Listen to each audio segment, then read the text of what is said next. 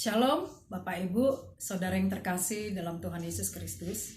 Salam sejahtera bagi kita semua. Selamat memperingati hari kesengsaraan Tuhan Yesus pada hari ini yang kita sebut dengan Jumat Agung. Bapak Ibu, Saudara yang terkasih, mari kita renungkan firman Tuhan pada saat ini. Sebelumnya mari kita bersatu di dalam doa. Tuhan Bapa yang baik, terima kasih pada saat ini kami bersama-sama dengan keluarga kami, Tuhan. Kami dapat memperingati hari kematian Tuhan Yesus Kristus yang sudah merelakan dirinya, mengorbankan nyawanya untuk mengampuni dosa-dosa kami. Biarlah dalam peringatan ini, Tuhan, kami menyaksikan kasih kuasa Tuhan. Dan kasih-Mu itu bekerja dalam setiap pribadi lepas pribadi. Melalui firman Tuhan ini, Tuhan, kami dapat diubahkan dan bahkan kami dapat melakukan kehendak Tuhan yang nyata dalam hidup kami, bertindak dengan keberanian dalam menghadapi tantangan rintangan pada saat ini. Terima kasih Bapa. Di dalam nama Tuhan Yesus kami sudah berdoa. Amin. Kita akan merenungkan firman Tuhan yang telah ditetapkan oleh almanak kita, terambil dari kitab Yohanes 18 ayat 1 sampai Yohanes 19 ayat 42. Namun saya hanya membaca dari ayat Yohanes 18 dari ayat 1 sampai ayat 11. Demikian firman Tuhan. Setelah Yesus mengatakan semuanya itu, keluarlah ia dari situ bersama-sama dengan murid-muridnya, dan mereka pergi ke seberang sungai Kidron. Di situ ada suatu taman, dan ia masuk ke taman itu bersama-sama dengan murid-muridnya. Yudas yang mengkhianati Yesus tahu juga tempat itu, karena Yesus sering berkumpul di situ dengan murid-muridnya. Maka datanglah Yudas ke situ dengan sepasukan prajurit dan penjaga-penjaga bait Allah yang disuruh oleh imam-imam kepala dan orang-orang Farisi, lengkap dengan lentera, sulu, dan senjata. Maka Yesus yang tahu semua yang akan menimpa dirinya, maju ke depan dan berkata kepada mereka, "Siapakah yang kamu cari?" Jawab mereka, "Yesus dari Nazaret." Katanya kepada mereka, "Akulah dia." Yudas mengkhianati dia, berdiri juga di situ bersama-sama mereka. Ketika ia berkata kepada mereka, "Akulah dia," mundurlah mereka dan jatuh ke tanah. Maka ia bertanya pula, "Siapakah yang kamu cari?" Kata mereka, "Yesus dari Nazaret." Jawab Yesus, "Telah kukatakan kepadamu, akulah dia. Jika aku yang kamu cari, biarkanlah mereka ini pergi." Demikian hendaknya supaya genaplah firman yang telah dikatakannya, "Dari mereka yang engkau serahkan kepadaku, tidak seorang pun yang kubiarkan binasa." Lalu Simon Petrus yang membawa pedang, menghunus pedang itu, menetapkannya kepada hamba imam besar, dan memutuskan telinga kanannya. Nama hamba itu Malkus. Kata Yesus kepada Petrus, "Sarungkan pedangmu itu. Bukankah aku harus minum cawan yang diberikan Bapa kepadaku?" Bapak Ibu, saudara yang terkasih dalam Tuhan Yesus, satu kali saya mendapati sebuah kalimat yang bertuliskan demikian, "Sesungguhnya bukan kematian yang menakutkan bagi kita, tetapi saat menjelang kematian itu." Sebagai orang Kristen, kita mungkin sudah berkali-kali mendapatkan pelajaran, pengajaran bahwa kematian itu adalah sebuah pengalaman yang justru membawa kita memasuki dimensi kekekalan bersama dengan Tuhan Yesus. Namun meskipun demikian, tetap saja ketika saat menjelang datangnya kematian itu, peristiwa itu selalu menggetarkan hati kita. Demikian hal ini yang dirasakan oleh Tuhan Yesus dalam nature-nya sebagai manusia. Saat peristiwa kematiannya sudah mendekat, ia bergumul dengan hebat dalam kesedihan dan kegentaran di Taman Getsemani. Di taman yang sunyi itu ia berdoa kepada Bapa.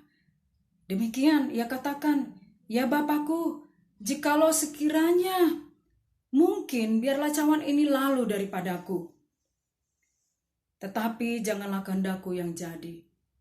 Bapak, Ibu, Saudara yang terkasih dalam Tuhan Yesus, apakah kalimat ini menyiratkan bahwa Yesus tidak siap untuk menyerahkan dirinya? Ataukah ia tidak rela untuk menyerahkan nyawanya? Tentu tidak demikian. Yesus jelas siap, rela, dan bahkan ia taat sepenuhnya pada kehendak Bapanya. Jika demikian, apa pemahaman iman bagi kita terhadap pengorbanan yang Yesus lakukan demi keselamatan kita? Yang pertama, sikap dan tindakan yang berani yang dilakukan oleh Tuhan Yesus. Pada saat Yudas dan pasukan prajurit dan penjaga-penjaga bait Allah itu datang menemui Tuhan Yesus, mereka membawa lentera, suluh, dan senjata.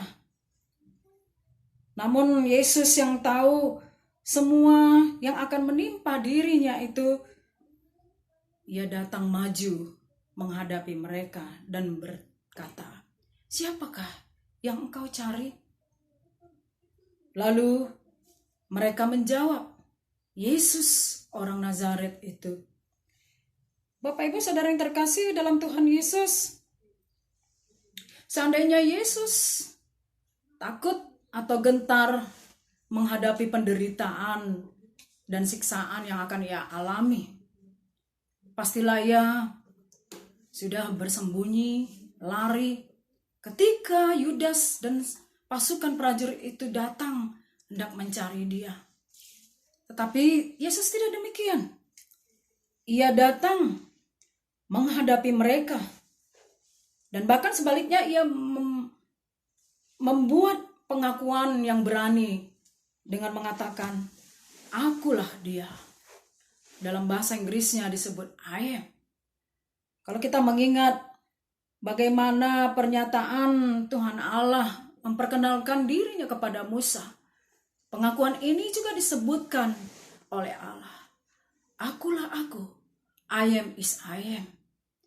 Yesus memperkenalkan dirinya kepada Yudas dan semua orang yang besertanya bahwa dia adalah Allah. Bapak, Ibu, Saudara yang terkasih dalam Tuhan Yesus, ingatlah bahwa Yesus adalah anak Allah itu sendiri. Sifat dasar Tuhan diwujudkan dalam dirinya. Sekalipun demikian, dia tidak menghadapi penderitaan dan siksaan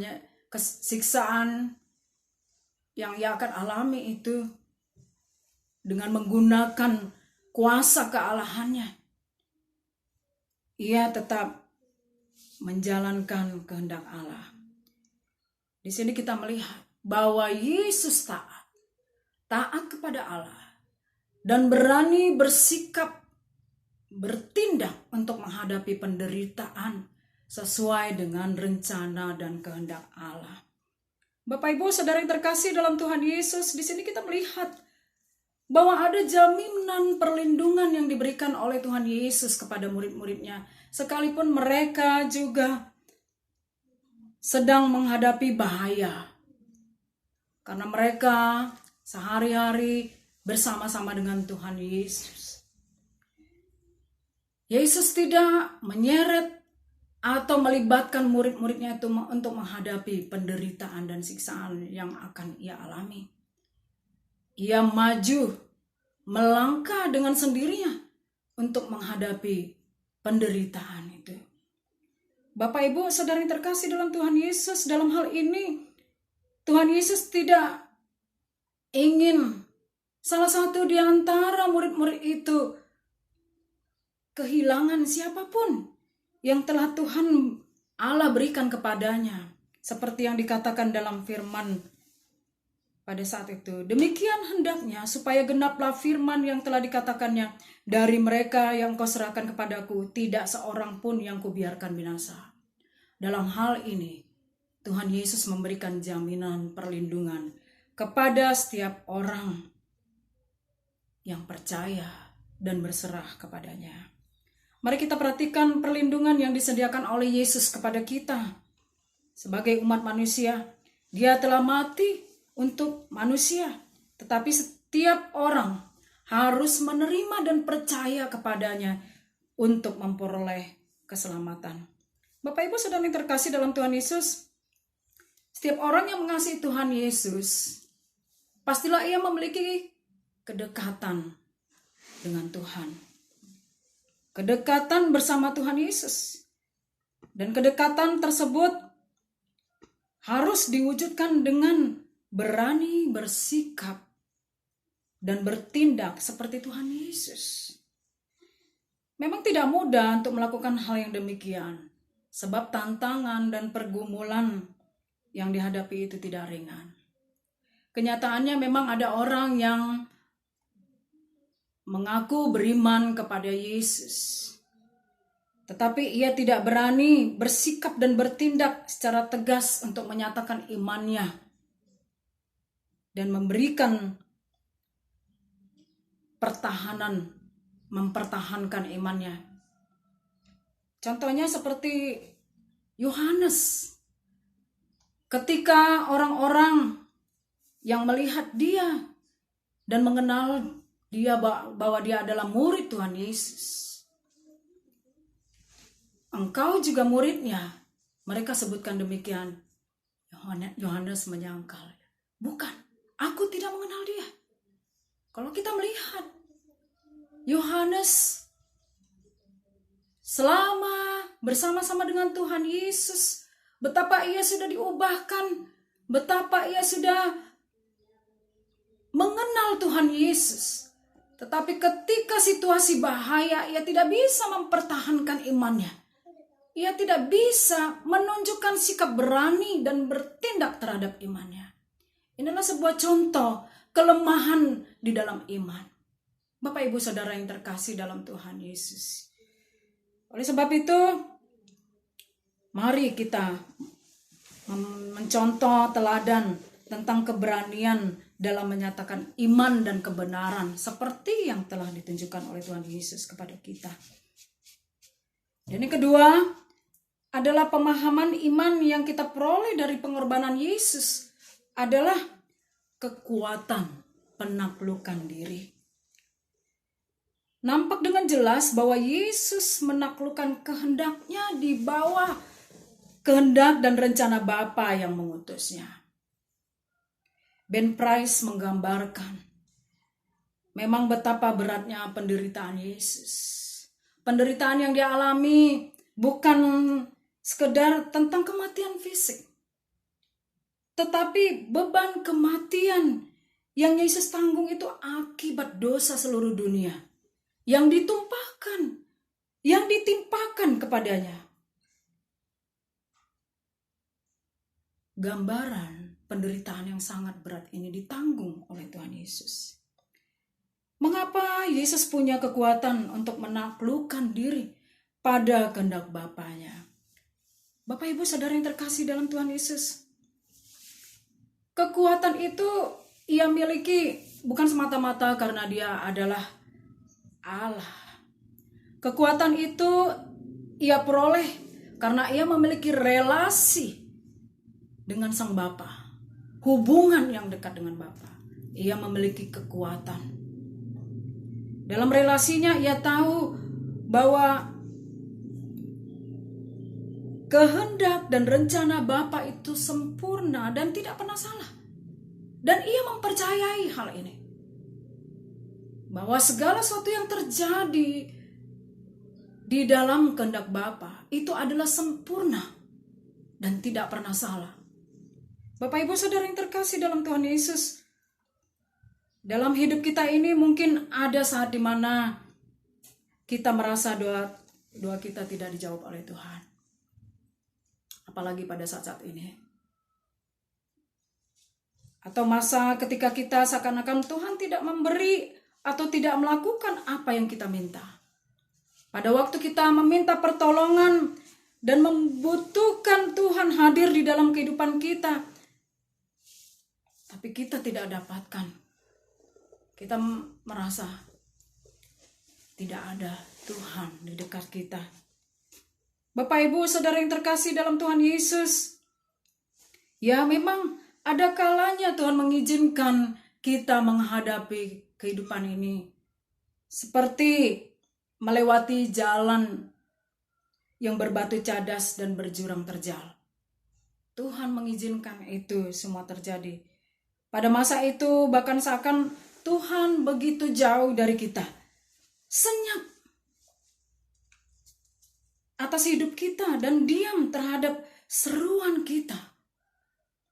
Namun percayalah, sesungguhnya Dia tidak tinggal diam melihat hidup kita.